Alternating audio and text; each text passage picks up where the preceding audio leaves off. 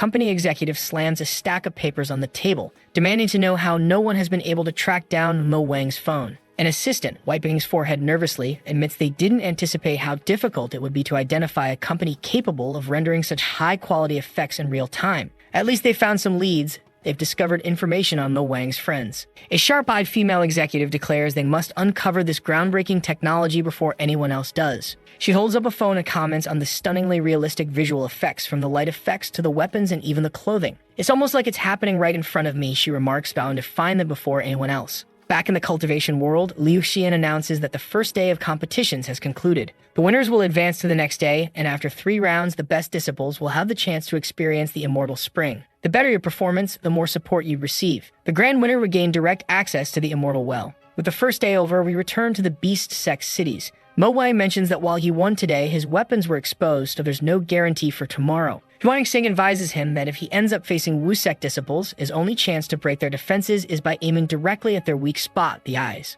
Mo Wang collapses onto the hay, lamenting that he wanted to experience the immortal spring, but it seems unlikely. Bai Ji, with a mischievous tone, mentions that she knows another way, but it's dangerous. Curious, Mo Wang asks what it is. She explains that as a beast sect disciple, his power is tied to the beast he owns. While most beasts in the sect are kind and gentle, their master and the elders once created the realm of the illusion beasts. Within it are ancient, insane, and dangerous creatures. If they could form a pact with one of these creatures, they could challenge much stronger opponents. Mo Wang, without hesitation, says they should head there immediately. However, Baiji warns him that the last time anyone went there, their master, a great protector, struggled to bring everyone back alive. It's highly risky. Huang Xing adds that, in their current state, it's practically a death sentence. Deep in thought, Mo Wang realizes they need a strong protector. He asked Bai Ji about her senior and whether she has the strength for the task. Bai Ji admits that while her senior is capable, she's struggling because none of the elders respect her. Though not as powerful as their master, she's still a true disciple of his.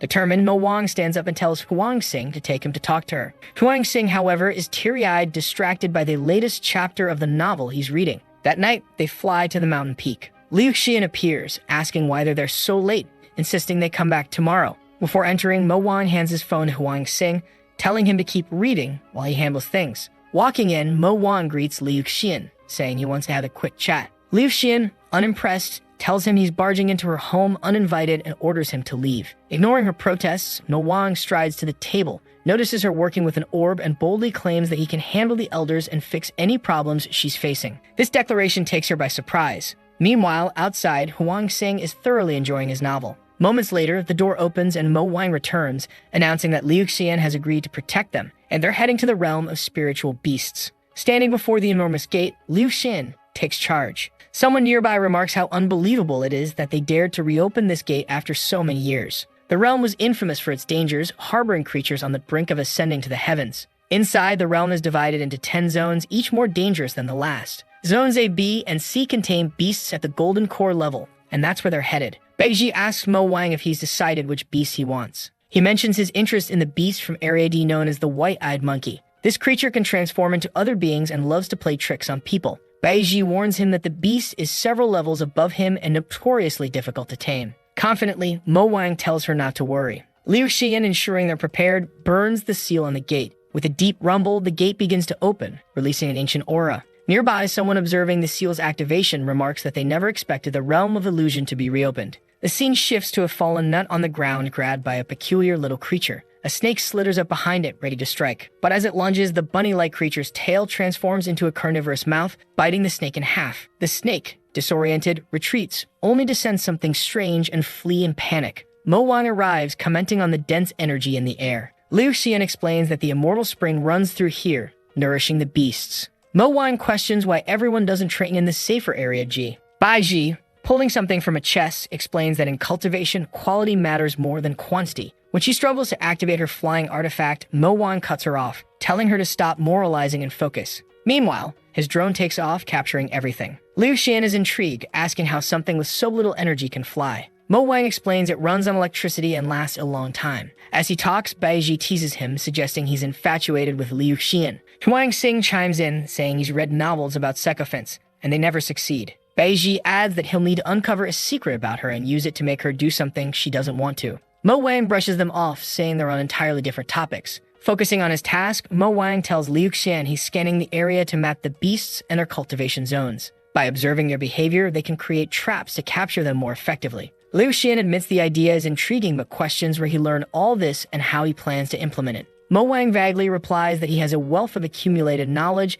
and suggests they move to another area since they found no beasts here. Crossing a bridge, they're unknowingly watched by the peculiar squirrel-like creature from earlier. Out of the forest, a group appears, led by what looks like a budget version of Goku. Oh, it's Maki from the earlier fight. Fuming, he rants about how the spiritual beast realm was opened just for this new kid. He recalls how, when he asked, they told him the gate would only open when their master returned, but now they opened it for Mo Wan. Turning to his group, he tells them not to blame him for what's about to happen. He orders them to use the beast-controlling technique he taught them and plans to capture multiple creatures, pinning the blame on Liu Xian. Meanwhile, our group continues advancing through the realm. Mo Wan comments that there are far fewer creatures than he was led to believe. Even with the drone scanning the area, he hasn't spotted any massive beasts like they described. Baiji explains that the last time she was here, they were with their master and had no idea how things should work without him. She remembers the master's warning, do not open this gate before reaching the Golden Core realm. Liu Xian interjects, admitting she doesn't know much about the previous generation either. What she's heard is that the great creator of their sect, upon reaching ascension, either went into seclusion or disappeared entirely. Huang Xing adds that very few people ever ascend to the level their former master achieved. The group stops in front of a massive wall. Liu Xian announces that this is the next area. Mo Wang sends a drone ahead to scout, noticing a paw in the feed before the image abruptly cuts out. He tries to warn them that something's wrong, but the group assures him they'll stick together. A flower suddenly blooms beneath their feet, lifting them off the ground and breaking through the barrier. As soon as they cross, Liu Xian raises a protective shield, just in time. A powerful strike from the mysterious paw sends them crashing into the ground. Luckily, the flower remains intact, but a gigantic tiger steps into view. Baiji identifies it as the rainbow tiger, a creature that shouldn't even be in this realm. Judging by the carcasses at its feet, it's been hunting everything in the area. Elsewhere, Maki's group finds themselves in a swamp, terrified of why such strong creatures are appearing in the supposedly safer Area G. A giant snake looms before them, its massive fangs glistening. Back with Mo Wang and the others, they're still facing down the rainbow tiger. Liu Xian informs them that the entrance is sealed. They can't go back. Mo Wang frantically searches his phone for any information that might help. Suddenly, Liu Xian activates an Ice Lotus technique, launching it at the tiger. The beast freezes into a giant popsicle, and they immediately take flight, with Liu Xian warning that the ice won't hold for long.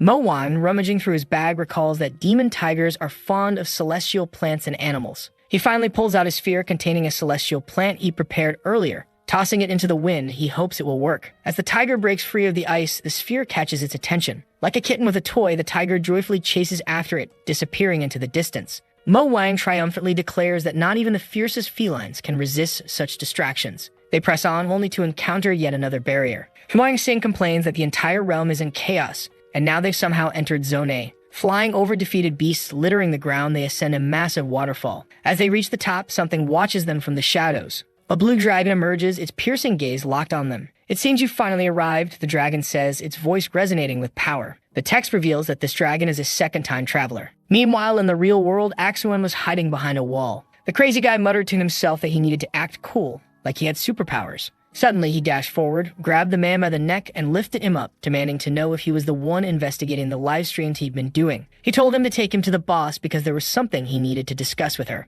Back in the cultivation world, our heroes stood face to face with a dragon carrying a sword on its back. Mo Wang asked what this business about a second-time traveler was. Liu Xian noted that the creature was on the brink of ascension and moreover appeared to be a demonic cultivator. The dragon told him to relax. He was only looking to have a little chat. Everyone stood still and the dragon repeated himself, warning them not to make him come closer. With that, the entire group was hurled toward the beast. The creature introduced himself as Jiping, told them he had been guarding that box for 12 years, and instructed them to take it. With the box in hand, Mo Wang asked what it was. Upon opening it, the boy saw that it was a pager, essentially a device for sending radio messages. He had asked if Jiping was someone who had arrived there long before him. Jiping confirmed, saying he had been trapped there for 40 years. Now he was about to reveal something that would turn the boy's world upside down, so they had better listen. Liu Xian was utterly confused, unable to understand what the two were talking about. The dragon acknowledged their questions but told them to sit and listen for now. He began by saying that the boy who arrived a long time ago was named Wai Jun, and if they were from Xiangling Mountain, they must have heard of him. Liu Xian admitted she had heard of this young man who was considered a unique genius in the entire mountain. He achieved the Golden Core in just 10 years.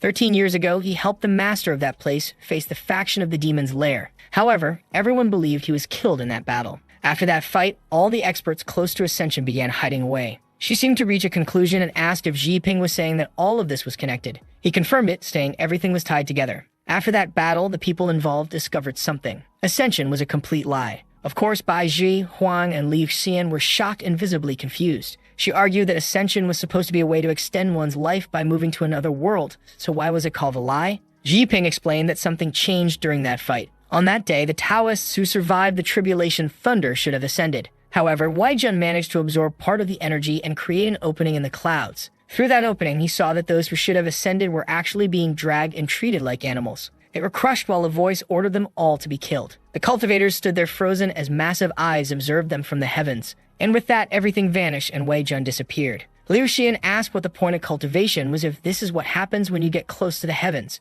The dragon said he didn't have the answer, which was why he had been waiting there for the next traveler. People born in this world were forced to follow its rules. But people like Wei Jun, who came from other worlds, were not bound by those rules. The dragon, being a native of this world, suddenly smacked Mo Wang in the face. In that instant, the boy felt a surge of energy and remarked that it seemed like he could advance through 3 realms at once. Ping told him the boy had finally awakened his cheat ability. Meanwhile, back in the real world, everyone was lying on the floor. Man, I thought Mo Wang was just daydreaming about being a martial artist, but apparently the boy had taken everyone down. The secretary asked who he was and what he wanted from her. He threw someone across the room and said he was uncovering some details and needed to talk to her. However, the girl had her phone hidden behind her back. Suddenly, Mo Wang made a quick move, something whizzed past her, and the phone was already in his hands. He shattered it and warned her to be careful about what she was doing. Apparently, he was one of the people who had crossed planets. I'm not sure if he's just bluffing, if he really crossed worlds, or if he's just using the techniques our boy taught him. What I do know is that Mo Wang was standing with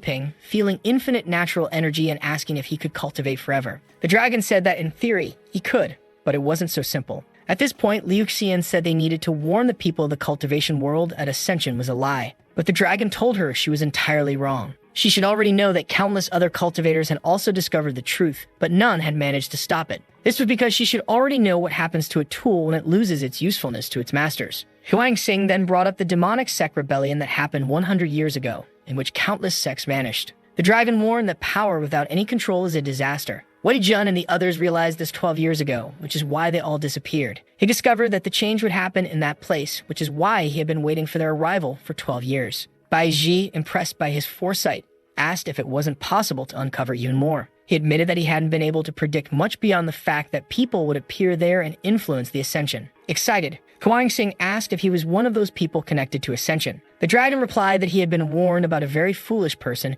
who would show up and advised to avoid them at all costs. Now the poor guy stood there, utterly dejected, and the group thought that this prediction was apparently quite accurate. The dragon told them that once they finished talking, they should follow him. Suddenly, he threw his sack into the sky and countless creatures began being absorbed into it. Bai Zhai recognized it as a void pouch, a tool possessed only by the most powerful leaders. Mo Wang asked if the dragon was killing all the beasts. The dragon replied no, they were willingly offering themselves to die gracefully because they were his comrades. Crying, he explained that he was very close to ascension and had to expend as much energy as possible every day to delay advancing, because advancing would obviously mean death. A flashback reveals Ping surrounded by 3 individuals. He asked if they had all made their decisions. The turtle thanked Ping for collecting their bodies, but admitted that they couldn't hide any longer. The monkey remarked that whether you are a demon or a human, once you complete your cultivation, you become nothing more than an animal in a cage. The fox requested that their bodies be turned into pills and weapons upon their deaths. They wanted their energy gathered and redistributed to the spiritual beasts. The fox struck her own head, saying that this way no demon would ascend. She collapsed, declaring that this was a lesson to those who were above the tribulation. The monkey knew they had all been deceived by the lie of immortality. They had suffered endlessly in pursuit of something that didn't exist. With one hand on his chest, he said that something was hope. The place fell silent, and then Ping screamed to the heavens, bidding farewell to the demon kings. The scene shifted back to Axwen, who spoke about how long ago a good friend of his had crossed into another world. He was one of the first to discover it while chatting with him online. Of course, no one would believe something like that had actually happened. That day, Axwen was deep in thought at work and even got scolded by his boss. At home, lying down, he seemed frightened by the idea of crossing into another world. Yet from time to time, he glanced at his phone and eventually came to believe that he really was somewhere else. He kept watching the interactions between Mo Wang and the beloved Bai Zhai. He studied everything that Mo Wang was doing in that world and everything he was learning. He realized that in that place, Mo Wang was basically the protagonist. At 11 p.m., he came home once again after a tiring day at work. After being made to redo something countless times, they finally decided the first version was the best all along. In his room, he wondered what kind of adventure Mo Wang was enjoying today. While he received a message from his manager asking for yet another revision, he dropped his phone on the couch, mumbling to himself that all he wanted was to travel to another world. If only he could cultivate, that would already be enough. That's when he remembered the countless manuscripts Mo Wang had sent him. After hours and hours of reading, energy began to gather around his body. It was then he realized that cultivation was possible in this world too. He decided to calm himself and test it to see if it made sense. This was too serious to mess up, so he went to the chat and asked Mo Wang for more manuscripts. At least now, his monotonous life seemed to be changing a bit. By 12:30 a.m., consumed by the texts and tools, time seemed to move slowly. The spiritual energy on Earth was faint and almost non-existent. However, if you were persistent enough, you could find isolated places where energy still lingered. In the chat, he asked Yahello if she was enjoying cultivation. She replied that she had tried a few times, but it didn't seem to work on Earth. At the Inferno Fitness Academy, he wondered if he was the only exception. Or perhaps there were other cultivators hiding on Earth. In some ways, there were definitely people practicing muscle cultivation. That was obvious. But what he had been feeling was that ever since he started gathering energy, his physical and mental strength had been increasing nonstop. That's when Big Buff Guy showed up and told him to get off the equipment because there was no way he could handle that weight. ActionToon gave them a glance and decided to demonstrate the strength he had been accumulating. The moment he touched the barbell, they warned him to be careful or he'd get crushed. But he had already realized he was using strength that made no sense. Effortlessly, he lifted the barbell and even told them to add more weight. The guys were confused as to how a skinny kid like him was lifting 180 kilograms like it was nothing. They added more plates, convinced there had to be something wrong. The weight kept increasing and eventually reached 200 kilograms. At that moment, ActionToon understood what it felt like to step into another world. Maybe, on this planet, he was the protagonist. Meanwhile, the guys were having a blast, laughing as one of their friends doubted him. Back in the cultivation world, Mo Wang thought that all this was too much information for the poor guy. They had come to capture some spiritual beasts, but now Mo Wang had discovered that ascension was a lie, there was a demon involved, and it was all too much for him. The poor boy struggled to process it all and started recalling the countless stories he had been reading on his phone. That's when he arrived at a conclusion. Mo Wang was just like the protagonist of the stories he had been reading. If he kept a smile through everything, life would be guaranteed to go his way. Immediately, he ran toward Mo Wang, proclaiming that from that day forward, they were going to be inseparable brothers. Mo Wang and the dragon both thought this guy definitely had issues. At that moment, Jiping tossed a sack to him, explaining that it contained countless demonic corpses. The materials inside were enough to craft countless divine weapons, which theoretically made Mo Wang invincible. However, the dragon chuckled, saying this was just the beginning. There were far more powerful people out there than he could imagine. At that point, the boy lacked both the belief and the hunger for victory that Wei Jun once had. For that reason, the dragon decided he would pass down to him the cultivation techniques Wei Jun had used back then. Raising his arms, Jiping announced that Mo Wang would gain unstoppable power and asked if he was ready. Mo Wang, confused, said to just give it to him already. The dragon pulled out a book and a sphere, explaining that these were what he had prepared. The first was a compilation of cultivation techniques. Wei Jun, just like Mo Wang, was someone who had crossed over from another world. But Wei Jun had worked harder than anyone else to figure out how to return. On the day of the incident, Wei Jun had vanished along with the Tribulation Thunder. Jiping sent the sphere toward Mo Wang, and it appeared to enter his mind. The technique allowed him to attain a sacred body, making him almost entirely immune to harm. He struck the ground with his fist and exclaimed that he truly felt indestructible. Bai Zhai recognized the technique as one used by the sect leader and couldn't understand how Mo Wang had learned it so quickly. Jiping remarked that the level at which Mo Wang was using the technique was still child's play. Mo Wang then asked Bai Zhai if she already knew about the technique. She confirmed, explaining that it was a yin-yang cultivation technique practiced by everyone in the martial sect. For those who didn't know, yin-yang meant that it was a technique requiring both a man and a woman. Immediately, Mo Wang glanced at Liu Xian. Bai Zhi noticed and warned him that if he tried anything, he might end up dead. Frustrated, Mo Wang demanded to know why they were teaching something like that in the first place. After all, he was in this world for the love he had for Senior, but knowing he had no chance at all, he wanted to destroy everything. Suddenly, Jiping handed him another book, telling him not to feel discouraged. Grateful, Mo Wang flipped through the pages, relieved to find some sort of solution. The book was intended for people who had come from other worlds. Upon opening it, he read the story of Wei Jun. I was a worker in a steel factory, and by some twist of fate, I ended up here. I cut through the clouds and fell straight into the immortal spring. Spiritual energy filled my body. Soon after, I was chosen by the sect master as one of his disciples. A while later, I married the sect master's eldest daughter. Money, status, fame, and women, I got everything effortlessly. But after one adventurous night, I began questioning the meaning of the universe and life itself. Everything had come so easily to me that even the pleasures of life started to feel like endless torment. Back when I was working on Earth, I felt far more joy than I did here. That's why in the technique I created, I placed a collar that prevented anyone practicing it from experiencing the true blessings. Desperate, Mo Wang refused to believe the technique was just a beginner-level practice. No way was he going to learn something like that. If he ever practiced the technique and one day engaged in yin-yang cultivation, it would kill him. His body began to emit steam, and Huang Xing wondered if this was the aura of a true protagonist. Meanwhile, Mo Wang was in tears, lamenting that all he had wanted was to live a life just like Wei Jun's. After a moment of silence, he turned around, ran to Xi Ping, and asked how he could break the curse technique. The dragon, smirking, said he already knew why Mo Wang wanted to know, but assured him there was a way, so he didn't need to worry. Liu Xian chimed in, explaining that a technique's restriction could be broken by reaching ascension. But Mo Wang countered, saying ascension was a lie. The poor boy collapsed, lamenting that ascension would lead to death, but his current life was worse than that. The dragon told him he should be grateful to have received Wei Jun's infinite power. All he needed now was to find a way back to his own world, where those restrictions wouldn't exist and he would be free. Motivated, Mo Wang stood up and declared that Wei Jun had truly inspired him. He was going to destroy this world now. Huang Xing asked if they were done, and Bai Ji teased Mo Wang, saying he wouldn't be able to ogle those teachers with mountains anymore. Mo Wang retorted that if he couldn't enjoy that wonderful content, then Bai Ji wouldn't be able to watch it either. The poor girl was speechless. He then reminded everyone that they'd been in that place for over a day and needed to head back because the election was about to begin. That's when he noticed Xi Ping was coming along and told him to hide better. The dragon activated a transformation technique, turning all purple and handsome, saying he could blend in easily. Unless someone near Ascension showed up, it would be nearly impossible to detect his power. He then urged them to hurry to the competition. He had to win. Liu Xian, impressed, remarked that the technique had indeed motivated him. The group flew off and along the way came across the Macquia group, completely defeated. Xi Ping asked if they had brought those people along and suggested kicking them out. Huang Xing said they probably followed them to capture spiritual beasts, so it was best to remove them. The dragon used his power, making the bodies disappear. The scene shifted to the competition. The judge stood still, a small bird perched on his head, while a man with a leaf mask wondered if Mo Wang was going to show up. His name was Shang He, and he complained about waiting for half an hour. The judge assured him not to worry. If the time came and Mo Wang didn't arrive, Shang He would be declared the winner. The martial sect master commented that withdrawing was the best decision for the boy. But something caught Yika's attention. He announced that someone was approaching. A golden explosion appeared in the sky and descended into the arena. When the smoke cleared, there stood Mo Wang in style,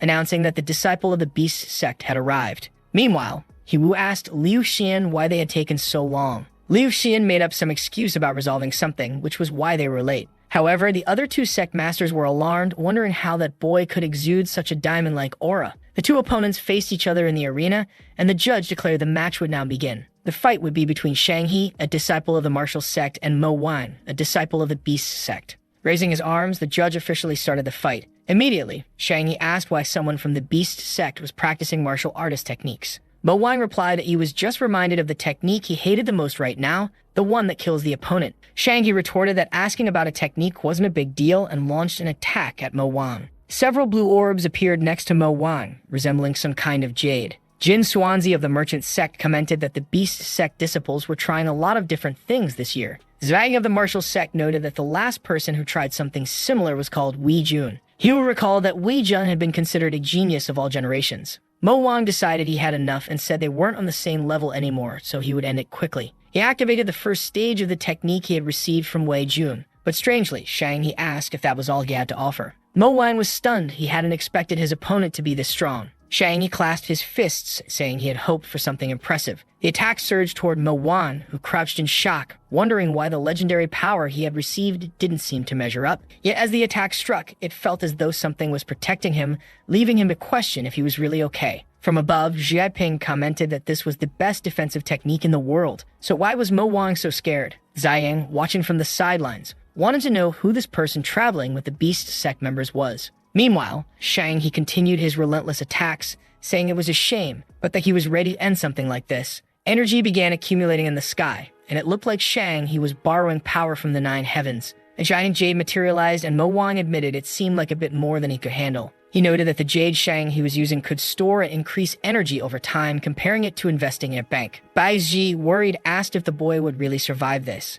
Xi Ping assured them there was no need to worry, saying the Shang sect was far from their biggest challenge. The jade descended from the heavens, and as Mo Wang braced himself, Shang He declared it was the end. But suddenly, the jade stopped, and Mo Wang realized it was absorbing his energy. Shang He explained that their sect had techniques akin to loans and deposits. The more energy their opponent had, the more they could borrow from them. However, Mo Wang retorted that he had just stabilized himself in this world and his journey had only begun. Despite being trapped by the cursed technique of the old elder, there was no way he was going to lose here. Grabbing the jade that Shang he had launched, Mo Wang declared that if Shang wanted energy, he'd give him everything he had. The jade began to crack under the overwhelming energy, and Shang he realized it was too much. Meanwhile, Mo Wang vowed to do whatever it took to rid himself of the cursed technique he had inherited. This newfound determination became his driving force. Back in the modern world, a girl from a company asked Axwen what he wanted. He responded that he wanted her company and some people for a certain job. She told him that everyone knew the price for their services. While he might be good at fighting, he wasn't worth enough to warrant her company.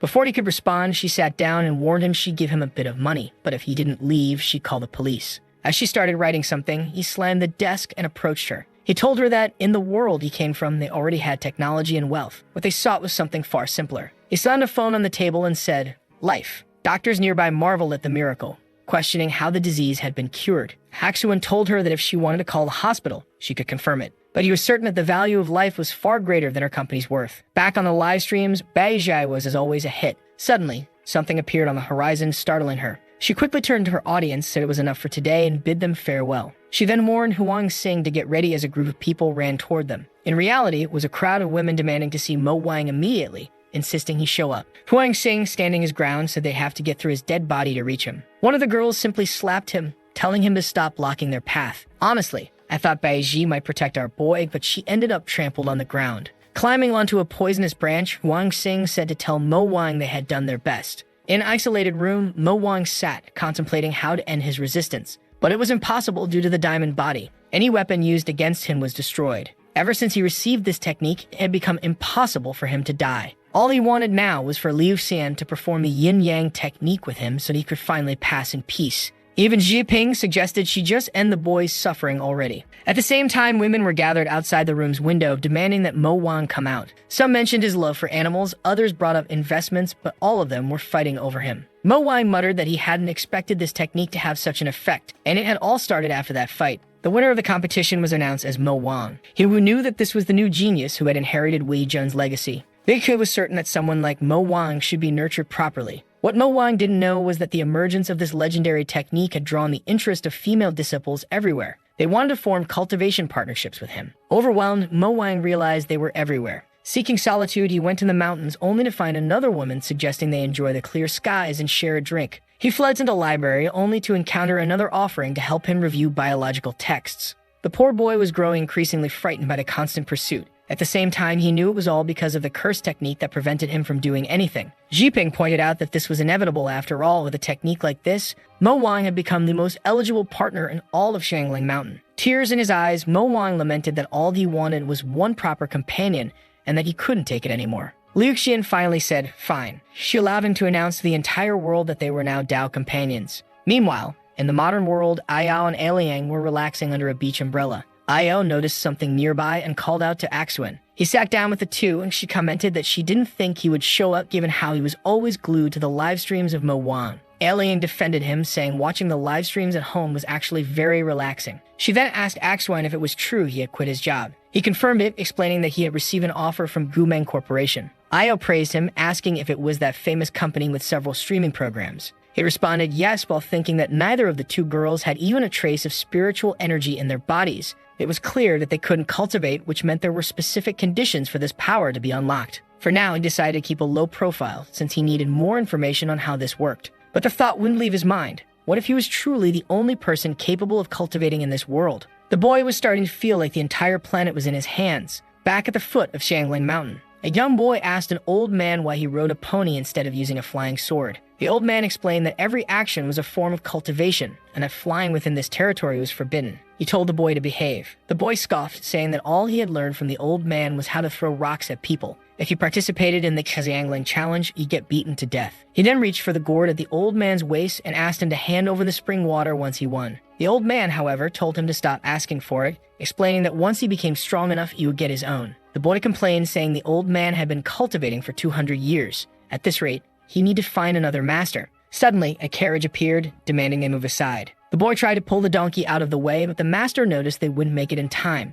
With a simple flick of his finger, the carriage veered off course and crashed into the mountain. From the rubble, someone emerged and stood before them. A blond young man asked who had dared to block the dragon carriage of the Kanglong sect. The boy immediately recognized the name. It was one of the 7 great sects, meaning they had to be careful. The blonde approached the old man, stating they were only there for the competition and didn't want trouble. The old man replied that he shouldn't have descended so hastily. The blonde's expression darkened as he muttered that it looked like this would have to be settled with fists. He moved beside the old man, ready to strike him with a hammer blow. The old man chuckled, asking if the people of the Kanglong sect really thought dealing with a traveler was so easy. Then out of nowhere, he dodged the attack, clung to the wall, and cried out that someone was trying to beat up a frail old man. Desperate, he shouted that he was being bullied. The surrounding crowd started whispering, thinking the Kanglong sect was mistreating an elder. The boy tried to tell the old man to stop lying to everyone, but the old man merely warned him not to hit again or the entire crowd would turn against him. Someone in the crowd urged Long San to deal with the situation quickly. The boy agreed, tossing a vitality elixir to the old man,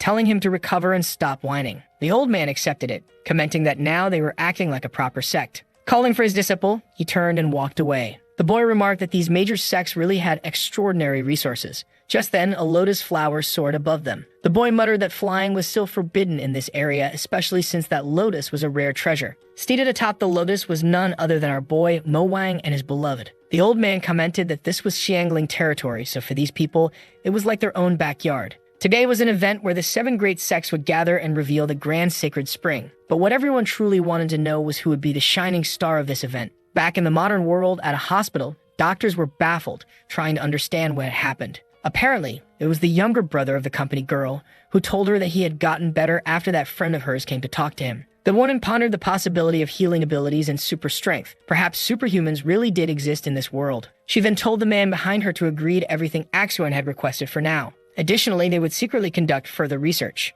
Meanwhile, deep in the Longu Mountains, in an abandoned house, an old man lay collapsed on the ground when someone arrived. It was Axuan, searching for spiritual energy, but he wasn't finding any. He had already visited 4 or 5 mountains and still hadn't encountered a single remaining cultivator in this world. Suddenly, the old man woke up, noticed something, and immediately pointed at him, calling out for his friend. Axuan wondered if the man had sensed something. The old man grabbed his arm, stating that Axuan truly seemed like a blessed individual. However, he was being pursued by a dark mist, so it was best if they talked. He had Axuan sit down and confidently declared that Axuan had found great fortunes and that his future was limitless. However, there was a minor calamity clouding his mind. Axuan was still unsure, but maybe the old man was telling the truth. Holding his hand, the old man continued, saying that the calamity was creating conflicts between him and his friends, and he seemed unable to resolve it. Axuan released a bit of spiritual energy and noticed that the old man didn't react at all. Still, he decided to ask how he was supposed to resolve it. The old man replied that he was in the right place. All he needed to do was make a small offering to the temple. Right then, Axuan knew this old fraud was just trying to scam him. He immediately said goodbye, claiming he had more important things to do. At that moment, a mother and her child walked by. The boy approached the old man, who fed him the same nonsense about the dark cloud behind him. Axuan realized it was all a scam and left. At least in another area, he sensed that the spiritual energy was growing stronger in a certain direction. He crouched down, gathered energy in his feet, and leaped to the top of the mountain. Once there, he confirmed that the energy was indeed abundant in this place. At that moment, he sensed something and leaped in that direction. Walking towards some rocks, he stopped in front of several vines and then entered a cave. Placing his hand on his forehead, he activated a spiritual gate opening technique. These were fundamental methods he had learned from Mo Wang's manuscripts. He could feel the energy guiding him deeper inside. At the end of the cave, he found a massive monolith. There was energy there, but it wasn't alive. Surrounding it were inscriptions from ancient tomes, something about immortals, demons, and warnings not to open the gate. He placed his hand on the gate, but nothing happened. For a moment, he wondered if he was truly the last cultivator left, or if all of this was somehow connected to Mo Wang's world. At the very least, after traveling through countless mountains, he had confirmed one thing. He was the last cultivator of this world, and he would make sure it stayed that way. Damn, looks like our guy is turning into a villain. Back in the university chat, Mo Wang asked Axuan if he could solve that diagram. Apparently, Axuan had realized that diagrams functioned similarly to electronic circuits, so there were ways to solve them. Mo Wang asked how long it would take. Axuan replied that it would take a year. Elling then asked if anything interesting had happened. Axuan casually replied that nothing had. No way he was admitting that he had been practicing a technique that involved eternal virginity. As the night passed, Wang Xing was observing something when suddenly he smacked Mo Wang, sending him spinning. Looking to the side, he threw a fireball, telling Mo Wang to stay back. He warned that he had suppressed his cultivation in that attack to avoid completely obliterating him. Mo Wang, still dazed, asked why he had been defeated so easily. Without even looking up from his book, Wang Xing explained that he had concentrated all of his energy into a single point to break through the barrier. The boy still had a lot to learn. Frustrated, Mo Wang complained that these stories weren't going the way he liked while lying on the ground in tears.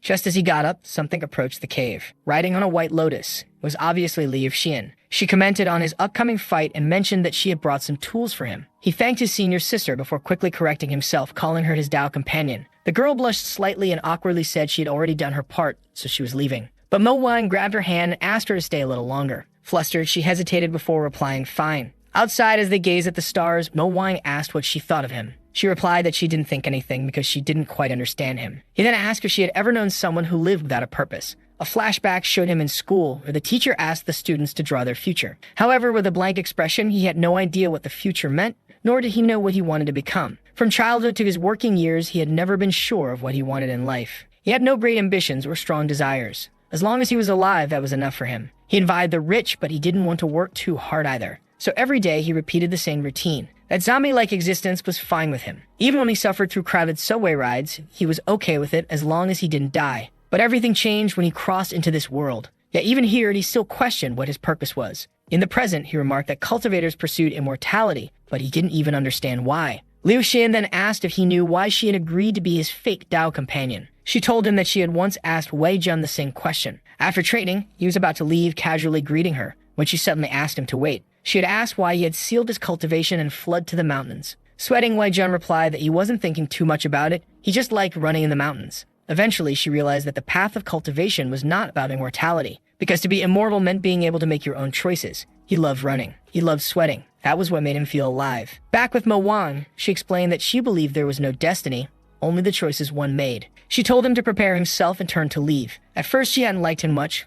Unlike Wei Jun, he had no sense of direction in life. But gradually, her opinion was changing. She hoped he would win tomorrow's fight and find his own path. Encouraged, Mo Wang told her not to worry. He was sure she would find her own path too. As she flew away, she wondered if she was starting to think of him differently. Maybe it was because they were similar. After all, she too had yet to find her direction in life. The next morning at the Beast sect, Mo Wang's room looked like a full-on research lab. Among the clutter was a metal box, and he approached it holding a crystal. Xiping scolded him, telling him to stop wasting time and focus on cultivation since his fight was approaching. Mo Wang, however, explained that this was the result of his research. Drawing talismans was extremely difficult. It required energy and precise focus on engravings. But pressing a button, he declared that this problem had now been solved. A robot started moving and began writing on the paper. The talisman appeared to be a success. Mo Wang proudly announced that this was a low-level talisman that allowed the user to teleport 10 meters in an instant. A regular cultivator would be able to create about 5 or 6 talismans after working the entire day. Meanwhile, they could produce not only these but countless other talismans without stopping for a second. Xiping became intrigued and asked if he was already capable of creating something at an intermediate level. Our boy explained that unfortunately, he couldn't yet because intermediate level talismans require divine energy, something they didn't know how to control. At least Axuan seemed excited and was diving deeper into his research. Looking at his chat messages with Axuan, Mo Wang was certain that his friend had been a great help. Xiping, however, commented that this was terrifying. With such rapid production, even ordinary people would have access to these talismans. It would be possible to form an army of people who had never even cultivated and take on some beginner-level cultivators. Xiping then explained that they wouldn't even need cultivators of people. He was about to show the results of his research.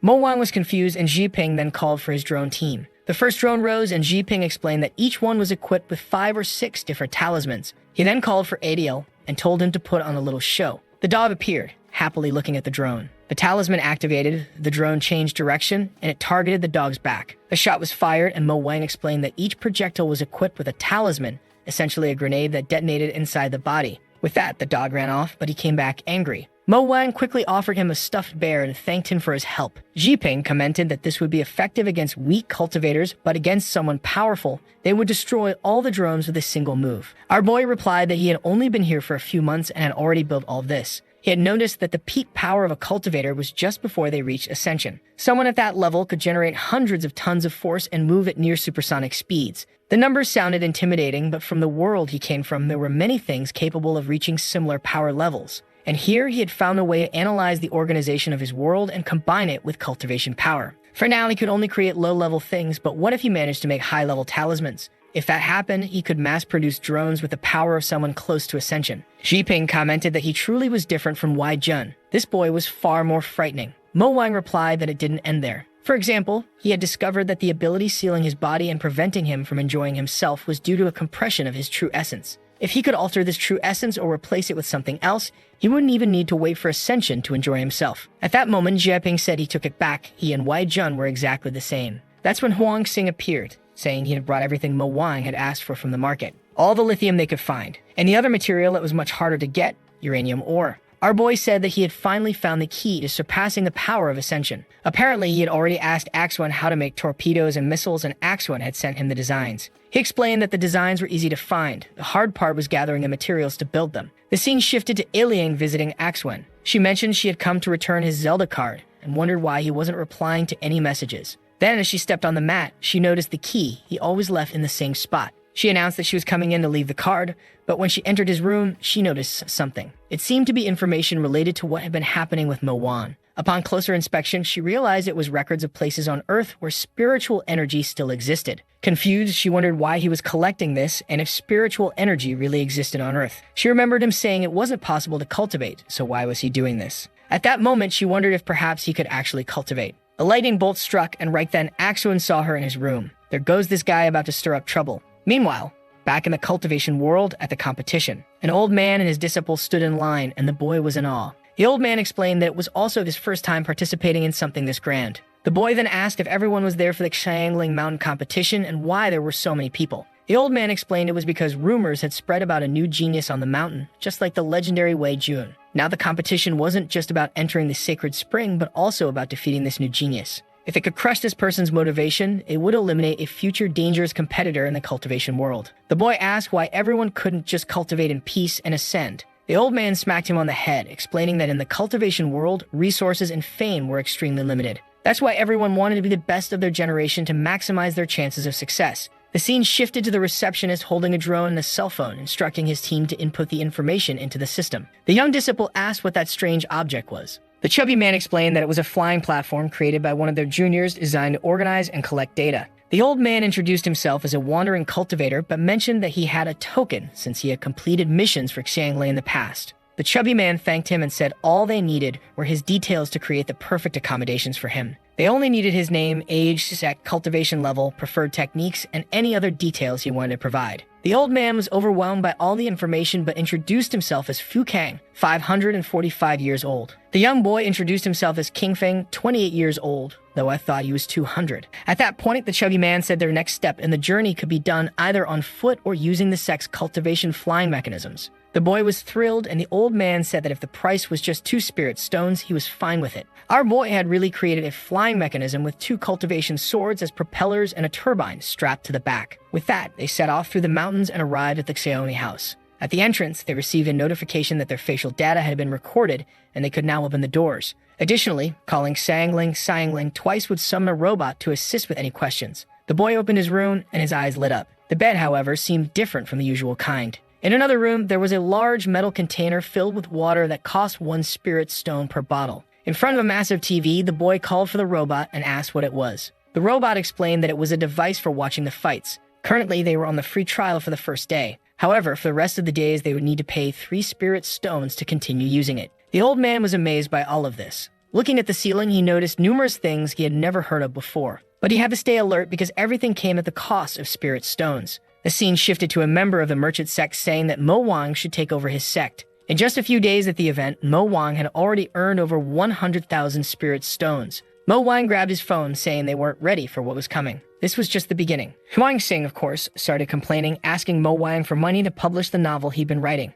Only 3 days remained until the official start of the Xiangling Mountain competition. At the beast stables, things were starting to change. Our boy stood in front of a massive screen surrounded by robotic arms. The guy who had fought against him earlier was now one of his workers, saying he was collecting the materials Mo Wang had requested. He tossed some leaves on the table, and Mo Wang asked how the construction was progressing. The man apologized, saying that unfortunately, the worker's efficiency was quite limited. With that, Mo Wang decided to visit the leader of the Tools sect. She mentioned that she had been friends with Wei Jun and told him to ask for anything he needed. Mo Wang was already annoyed that this beautiful woman was also a friend of Wei Jun. He placed his hands on her shoulders and said he had a very important request. She just understood immediately, asking if he was practicing that technique and telling him he couldn't do such things. The poor guy quickly clarified that he wasn't that type of person and was there because he needed some samples from her. He laid out a bunch of designs for everyone to see. The members of the Tools sect were amazed by these designs, which they had never seen before. Mo Wang told them not to underestimate the madness of an independent researcher from his era. She remarked that he and Wai Jun were very similar. He told her to stop mentioning that cursed name, saying Wai Jun had poisoned his life. Then he requested her help in creating something to cover the entire sect, a network of information he deemed extremely important. She agreed, saying she was interested in what he was producing and because he was a friend of Wei Jun. Thus began his project to revolutionize the entire Xiangling sect. Antennas were being erected, and with Hu's knowledge and cultivation, they managed to assemble everything. They essentially had local 5G internet. Mo Wang celebrated, saying he had finally created at least a basic signal network. He handed over a device, calling it the mysterious Mirror of the Void. It was to be distributed to members of all the sects, allowing them to use it during the competition. The device came with several pre-installed apps. Mo Wang even created a Xiangling Mountain group chat, welcoming everyone and saying it was a family of love. Yiwu shared pictures of her work, saying the day had been a success. Mo Wang introduced the concept of minigames and TV shows they could watch. He also launched a trading platform for buying and selling materials. Everyone on the mountain now had their own Mirror of the Void. Zion was starting to get angry, saying that cursed Mo Wang was using this technique to win the people over. It was time for him to make a post of his own to damage Mo Wang's reputation, which had grown too high. Back with our boy working, Liu Xian approached and said that, as he had requested, she had distributed the devices to all the disciples. Even the participants had received their new Mirror of the Void. She asked what his plan was. Mo Wang explained that this was only the first step. Now he would easily learn the habits and secrets of everyone who had received the device. A chubby guy sent a message to a junior disciple, saying he couldn't wait to meet her behind the mountain that night. Meanwhile, Baiji was buying beauty pills, saying it was worth spending spirit stones to become prettier. But the one who profited the most from all of this was Mo Wang, who was creating something he called the data center. He then showed her some of the information he had collected about sect leaders and various secrets from others.